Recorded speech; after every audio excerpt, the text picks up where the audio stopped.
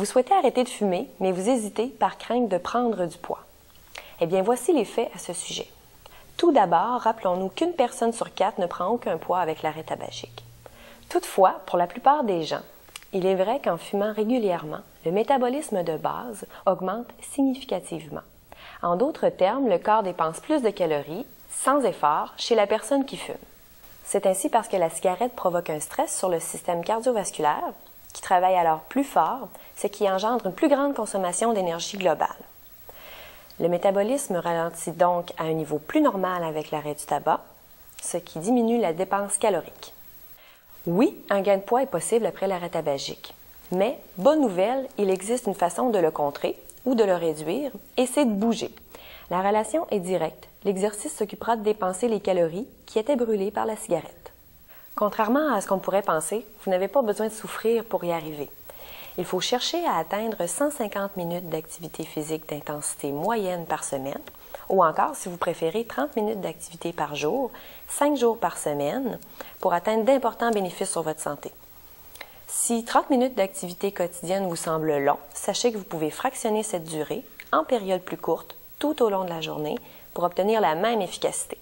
Bougez souvent, bougez longtemps, à une intensité qui accélère votre respiration, qui vous permet de parler, mais avec un léger essoufflement dans la voix. Il n'est pas nécessaire de s'inscrire dans un centre pour brûler des calories. 10 minutes de marche lente, de natation ou de jardinage peuvent vous faire dépenser de 30 à 60 calories et 10 minutes de marche plus rapide peut vous aider à brûler jusqu'à 100 calories. Comme on estime qu'une cigarette équivaut à environ 10 calories, ainsi, déjà, vous aurez éliminé l'équivalent d'une dizaine de cigarettes. Vous avez sûrement entendu parler de certaines stratégies pour vous aider à devenir plus actif au quotidien, comme de se stationner plus loin pour augmenter le nombre de pas, de préférer les escaliers aux ascenseurs ou encore de s'entraîner avec quelqu'un pour s'aider à rester motivé. Tous ces trucs sont bons et vous amènent à être plus actif, mais sachez aussi que de longues périodes d'inactivité peuvent avoir des impacts très négatifs sur votre métabolisme. Saviez-vous qu'il faut éviter de demeurer assis plus d'1 heure consécutive dans une même journée? Peu importe l'activité choisie, il faut rechercher et multiplier les occasions de bouger.